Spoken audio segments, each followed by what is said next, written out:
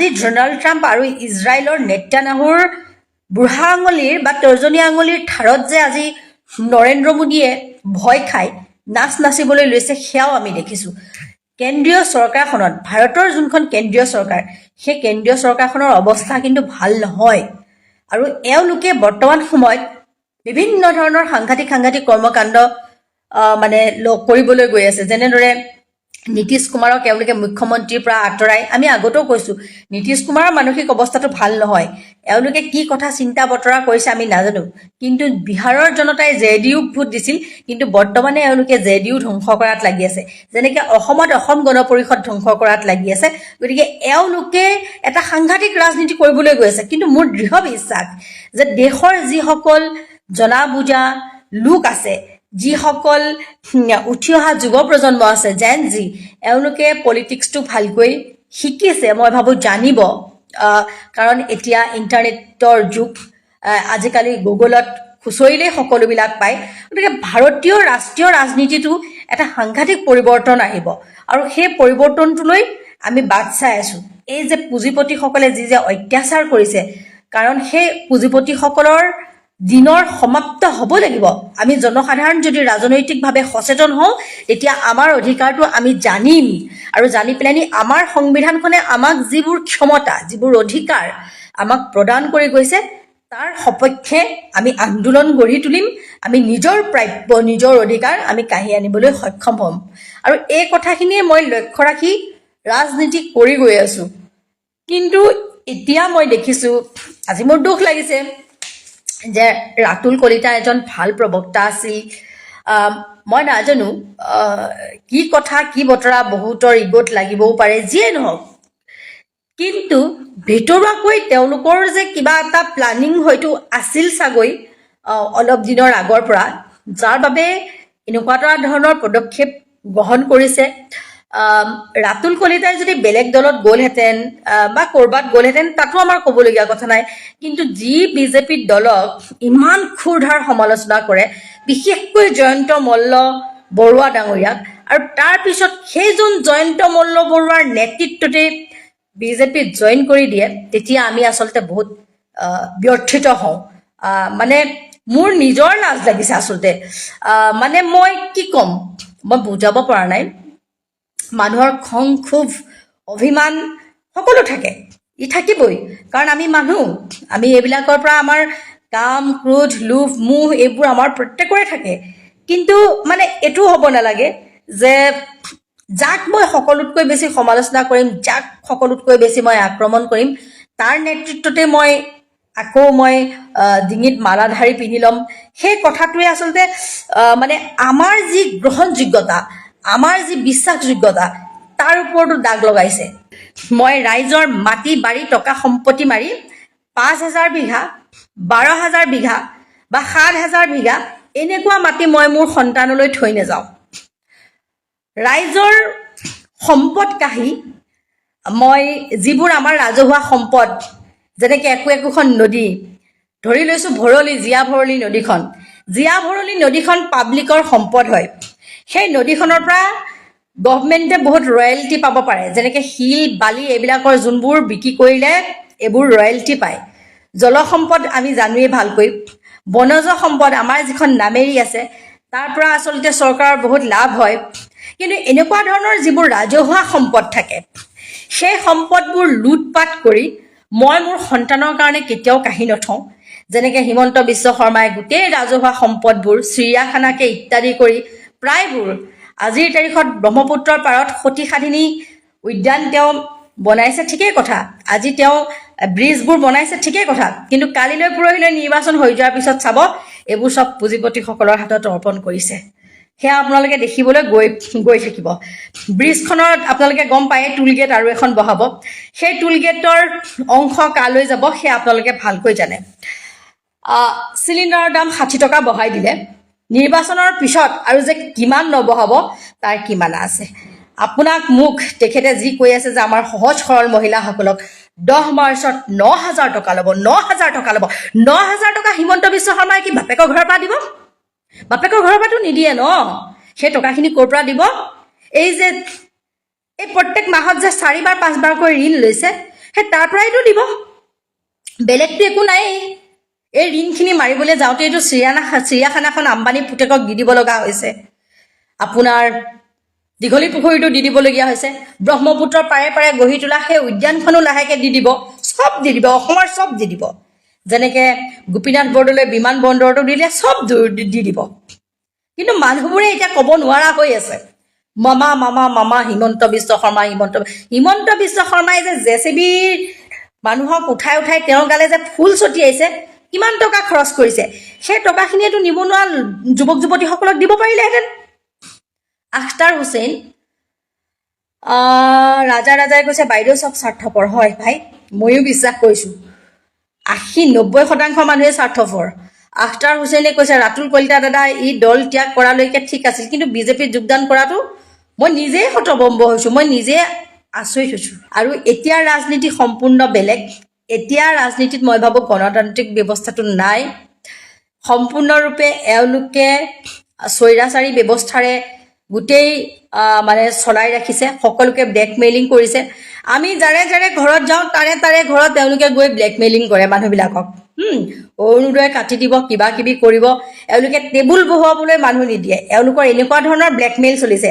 কিন্তু কংগ্ৰেছৰ দিনত শাসন কৰোঁতে কংগ্ৰেছেতো এনেকৈ ধৰণৰ ব্লেকমেইলিং কৰা নাছিলে। কংগ্ৰেছীসকলেতো কোৱা নাছিলে ৰেচন কাৰ্ড কাটি দিম, বৃদ্ধ পেঞ্চন কাটি দিম, সূতা কম্বল নিদিম, কল্পতৰু নিদিম, ধৰ্মজ্যোতি আঁচনি নহ'ব, বয়নজ্যোতি আঁচনিৰ অধীনত এনেকুৱা নাপাব, ৰন্ধনজ্যোতি আঁচনিৰ অধীনত গেছ চেছ নাপাব, আমি কাটি দিম, এনেকুৱাতো কংগ্ৰেছে কৰা নাছিলে।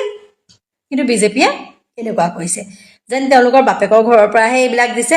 হেৰৌ, তহঁতৰ বাপেৰৰ ঘৰৰ এইবিলাক সম্পত্তি নহয়, এইবোৰ আমাৰ কৰ কাটলৰ টকা। এই যে টুল টেক্সবোৰ দিছোঁ, ৰাতিপুৱাৰ পৰা ৰাতিলৈকে যে আমি যে প্ৰত্যেকটো বস্তুতে যে কিনোতে কৰ কাটলবোৰ দিছোঁ, সেই কৰ কাটলৰ টকাবোৰেহে তহঁতক অৰুণোদয় দিছে, কিবা দিছে। আইৱে ঘৰ কেইখন দি লৈ সিহঁতৰ অত উৎপাত, মানে আইৱে ঘৰ দিছোঁ সেইকাৰণে তাহাঁতে মানে বিজেপিতে ভোট দিবলৈ, আইৱে ঘৰ দিবই লাগিব। সেয়া ৰাইজৰ কৰ কাটলৰ ধনেৰে দুখীয়া মানুহক আইৱে দি থকা হৈছে। লাজ নালাগে? এইবিলাক কথা সময় গগৈয়ে ক'লে লাজ লাগিব লাগে, সময় গগৈয়ে ক'লে খুৱাব। এইকাৰণেই সময় গগৈয়ে নিজৰ ইনকামৰ দ্বাৰা যেনেকেই নহওক নিজে সেই দুখীয়া মানুহবিলাকক সহায় কৰি আছে। এনেকুৱা ধৰণৰ ব্লেকমেইল সময় গগৈয়ে কৰিলে ভাল লাগিব, কিন্তু চৰকাৰখনে কৰিলে ভাল নালাগে। কাৰণ চৰকাৰখন আমি পাতি দিছোঁ, আৰু চৰকাৰখনক সেই যে ৰাজহৰ যোনটো ভঁৰালটো সেইটো আমি দিছোঁ, আমাৰ টকাৰে দিছোঁ, আৰু সেই চৰকাৰত থকা মানুহখিনিয়ে আকৌ ব্লেকমেইল কৰিলে একদম নোখোৱায়। এখন ৰাজ্যত এজন চাউলৰ বেপাৰী আছিল যি 10 টকাত 1 কেজি চাউল বিক্ৰী কৰিছিল। তেওঁ ব্যৱসায় সুন্দৰকৈ চলি আছে, কাৰণ চাউলৰ দাম কম হোৱাৰ বাবে বহুত দূৰ দূৰৰ পৰা মানুহে আহি তেওঁৰ পৰা চাউল কিনে। হঠাৎ সেই ৰাজ্যৰ ৰজাই চাউলৰ ওপৰত টেক্স লগাই দিলে। চাউলৰ ওপৰত টেক্স লগাই দিয়াৰ পাছত বেপাৰীজনৰ ব্যৱসায় লোকচান হ'ল, কাৰণ 10 টকাত চাউল তেওঁ বিক্ৰী কৰিব নোৱাৰা হ'ল। সেই সিদ্ধান্ত ল'লে চাউলৰ দাম 15 টকা কৰিম। তেওঁ অনুমতি ল'বৰ বাবে মহাৰাজৰ ওচৰত গ'ল আৰু ক'লে, মহাৰাজ চাউলৰ দাম বঢ়াব লাগিব, 10 টকাত চাউল বিক্ৰী কৰিলে মোৰ লোকচান হৈছে, কাৰণ মই টেক্স দিব লগা হৈছে, সেয়ে চাউলৰ দাম মই 15 টকা কৰি আছোঁ।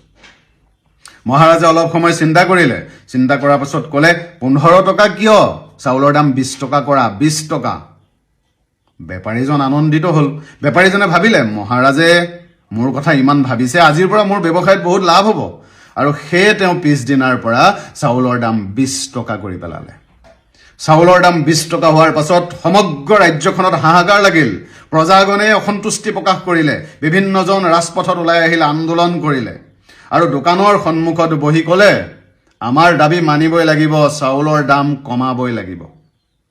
এই পৰিৱেশ হুলস্থুল পৰিৱেশৰ খবৰ পাই মহাৰাজ সেই জেগাত আহিল আৰু সমগ্ৰ ৰাইজৰ সন্মুখত ঘোষণা কৰিলে যে মই সদায় দুখীয়া ৰাইজৰ লগত আছোঁ।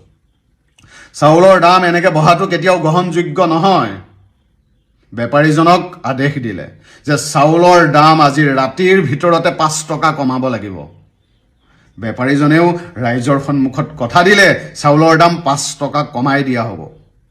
সমগ্ৰ প্ৰজাগণে মহাৰাজ জিন্দাবাদ, মহাৰাজ জিন্দাবাদ, দুখীয়াৰ বন্ধু জিন্দাবাদ বুলি ধ্বনি দিলে, আৰু সকলোৱে মহাৰাজৰ গুণ গৰিমা গালে। প্ৰত্যেকজন প্ৰটেষ্ট কৰিব অহা প্ৰজাই 15 টকাত 1 কেজি চাউল কিনি ঘৰলৈ গ'ল, আৰু ৰাস্তাত মহাৰাজৰ গুণ গৰিমা গাই গ'ল, আমাৰ কথা ভবা মহাৰাজ, আমাৰ দুখৰ কথা চিন্তা কৰা মহাৰাজ। বেপাৰীজনেও আনন্দৰে পিছদিনাৰ পৰা 15 টকাত চাউল বিক্ৰী কৰিলে। মহাৰাজেও ঘৰত গৈ সন্তুষ্টিৰে হাঁহিলে, ৰাইজৰ বাবে কিবা এটা কৰিলে। এবাৰ ভালকৈ ভাবকচোন, আপোনাৰ মোৰ লগতো কেতিয়াবা এনেকুৱা হৈছে নেকি? কমেণ্ট কৰি জনাবলৈ নাপাহৰিব। এই কাহিনীটো কাল্পনিক যদিও ভালকৈ এবাৰ ভাবি চাবচোন, মূল্যবৃদ্ধিৰ এটা মূল কাৰণ এইটোৱে নহয়নে? সাধাৰণ প্ৰজাবোৰ সন্তুষ্টিৰ হাঁহি যে মাৰিছে কেতিয়াবা এনেকুৱা কথাই নহয়নে? আমাক এই ৰজাজনৰ নিচিনা ৰজাও নালাগে, বেপাৰীজনৰ নিচিনা বেপাৰীও নালাগে, আৰু সকলো কথাতে হাত চাপৰি বজোৱা প্ৰজাও নালাগে। আমাক এনে ৰজা লাগে যি সঁচাটোক সঁচা, মিছাটোক মিছা কয়। আমাক এনে প্ৰজা লাগে যি ভাল বেয়া সঁচা মিছা বিচাৰ কৰিব পাৰে। এনে ৰজা আৰু এনে প্ৰজা থাকিলেহে এখন সুস্থ ৰাজ্য হ'ব পাৰে। কমেণ্ট কৰি জনাবলৈ নাপাহৰিব। ভিডিঅ'টোৰ লগত কিবা প্ৰাসংগিকতা আছেনে? এটা ভিডিঅ' পাইছোঁ, তেজপুৰত কিবা ৰাইজৰ দলৰ কোনোবা এজন সদস্য বা নেতা কাৰোবাৰ ঘৰত ভাত খাই আছিল জুবিন গাৰ্গৰ মৃত্যুৰ 3 দিনৰ পিছত। তেওঁকো গৈ ৰাইজে মানে থকা সৰকা কৰিছে, খাব নালাগে, কিয় খাইছে? কিন্তু আজি সেই মানুহখিনি ক'ত? জুবিন গাৰ্গৰ ন্যায় যে এতিয়ালৈকে নাই। যিখন চৰকাৰ চলি থকাৰ অৱস্থাত জুবিন গাৰ্গৰ মৃত্যু হৈছিল, সেই চৰকাৰে এতিয়া নিজক লৈ বা দিয়াৰ আচলতে চেষ্টাত ব্যস্ত। গতিকে জুবিন গাৰ্গৰ নাম এতিয়া লুকাই গুচি গ'ল। কিয়নো জুবিন গাৰ্গ দেশৰ ৰজা আছিল। জুবিন গাৰ্গ ৰজা থকাৰ কাৰণে হ'বলগীয়া ৰজাই মানে তেওঁক পৃথিৱীৰ পৰাই পঠিয়াই দিয়াৰ নিচিনা এটা ধৰক মানে আমাৰ কাল্পনিক চিন্তাধাৰণা। কিন্তু আজি সেই দেশৰ মন্ত্ৰী থকাৰ অৱস্থাত এই ইলেকশ্যন সমাগত সময়খিনিত আচলতে এখন সৎ চৰকাৰ হোৱা হ'লে যে ৰাইজে বিচাৰি থকা জুবিন গাৰ্গৰ সেই ন্যায়টো দি দিয়াৰ লগে লগে আমি ভোট বিচাৰি ৰাইজৰ চলি যাব নালাগে। ৰাইজে অট'মেটিক আমাক ভোট দি জিকাই দিব যে ইমান ডাঙৰ এটা আচলতে প্ৰতিবাদ ৰাইজৰ, তাক আমি সফল কৰিছোঁ। গতিকে তাততো চৰকাৰৰ কোনো গুৰুত্বই নাই। চৰকাৰে কাম কৰিছে, ৰাইজৰ কাম কৰিছে, টকা পইচা দিছে, ৰাইজক ইটো দিছে সিটো দিছে, তাতে ৰাইজ মাতাল। মদৰ নিচাতকৈও বেছি নিচা ধৰি আছে ৰাইজৰ এতিয়া। কিন্তু জুবিন গাৰ্গৰ ন্যায় ক'ত গ'ল ভাই?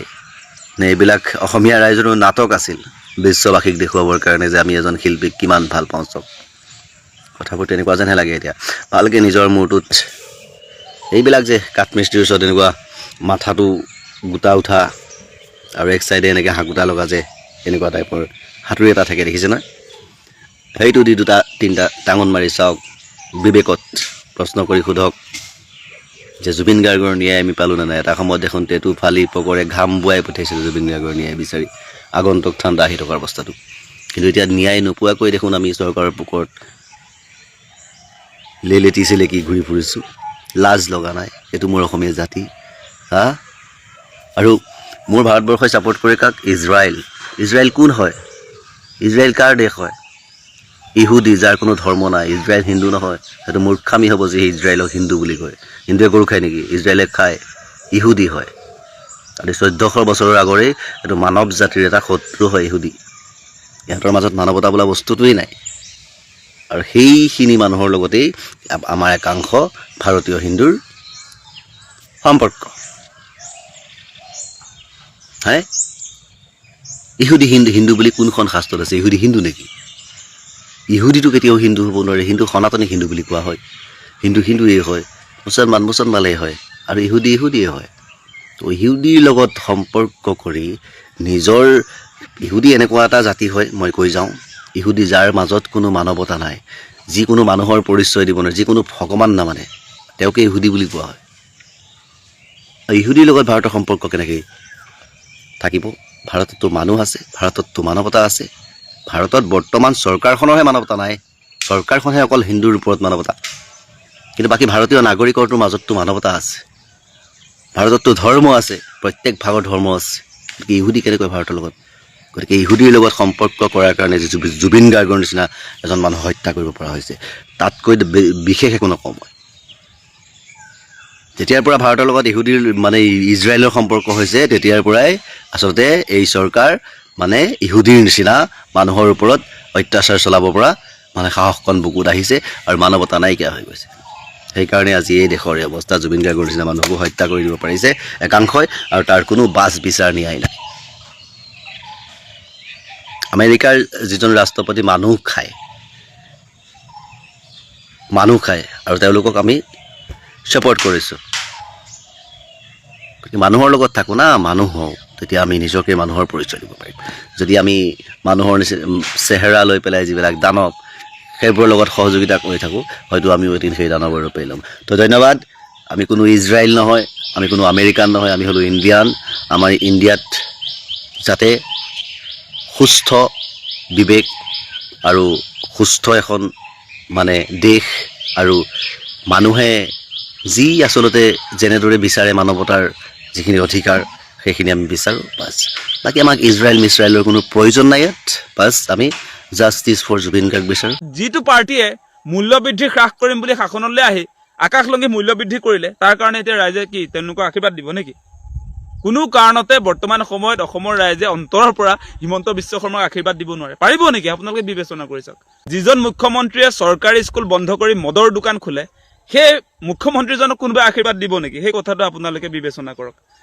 যিজন মুখ্যমন্ত্ৰীয়ে আপোনাৰ পৰিৱৰ্তনৰ শ্লোগান দি নিজৰ পৰিৱৰ্তন আনে, চাৰিওফালে সম্পত্তিৰ পাহাৰ নিজে গঢ়ে, তাৰ পাছত সাধাৰণ মানুহক ভিক্ষাৰীৰ নিচিনা তেওঁ কৰি লৈ যায়, তাৰ পাছত সেই মানুহজনক কোনোবাই আশীৰ্বাদ বিচাৰিলে আশীৰ্বাদ দিব নেকি? সেই কথাটো আপোনালোকে বিবেচনা কৰক। যিটো পাৰ্টিয়ে বিদেশী খেদিম বুলি আহিছিলে, সেই পাৰ্টিয়ে অসমত জাপি দি আচলতে বিদেশীক স্বদেশী কৰিলে, সেই পাৰ্টিক কি কাৰণে অসমৰ ৰাইজে আচলতে আশীৰ্বাদ দিব? অসমৰ জাতীয় আন্দোলন আছিলে আন্দোলনটো। গতিকে অসমৰ জাতীয় আন্দোলনটোক নৎসাত কৰি জাপি দিয়াই বিজেপি চৰকাৰক, হিমন্ত বিশ্ব শৰ্মাক কোনোবাই আশীৰ্বাদ দিব নেকি সঁচা অন্তৰেৰে? সেইটোতো কেতিয়াও হ'ব নোৱাৰে। কাৰণ আন্দোলনত 5জন তেজাল যুৱকক হিমন্ত বিশ্ব শৰ্মাৰ নিৰ্দেশত গুলীয়াই হত্যা কৰা হৈছে, আৰু সেই মানুহজনে এতিয়া ৰাইজৰ মাজলৈ গ'লে আপোনাৰ কোনোবাই আশীৰ্বাদ দিব নেকি? আপোনালোকে বিবেচনা কৰক সেই কথা বতৰাবিলাক। আজি এই বিজেপি চৰকাৰখনে আমাৰ জুবিন দাক ছিংগাপুৰলৈ মাতি নি ছিংগাপুৰত হত্যাৰ মুখলৈ ঠেলি দিলে। তাৰ পাছত যদি এতিয়া আশীৰ্বাদ বিচাৰি তেওঁলোক যায়, তেতিয়াহ'লে কোনোবাই আশীৰ্বাদ দিব নেকি? কোনেওতো নিদিয়ে। আজি অসমৰ সুৰক্ষিত ভৱিষ্যতৰ কাৰণে আচলতে 1,60,000 বিঘা তেওঁলোকে বেদখল মুক্ত কৰিলে বুলি যে কৈছে বাংলাদেশীৰ কবলৰ পৰা, সেই মাটি কাক দিলে? সেই মাটি আদানীক চমজাই দিয়াৰ পাছত অসমৰ ৰাইজেতো নাপালে, আৰু এতিয়া আদানীক গতাই দিয়াৰ কাৰণে অসমৰ ৰাইজে এই হিমন্ত বিশ্ব শৰ্মাক আশীৰ্বাদ বিচাৰিলে আশীৰ্বাদ দিব নেকি? আপোনালোকে বিবেচনা কৰক আজি।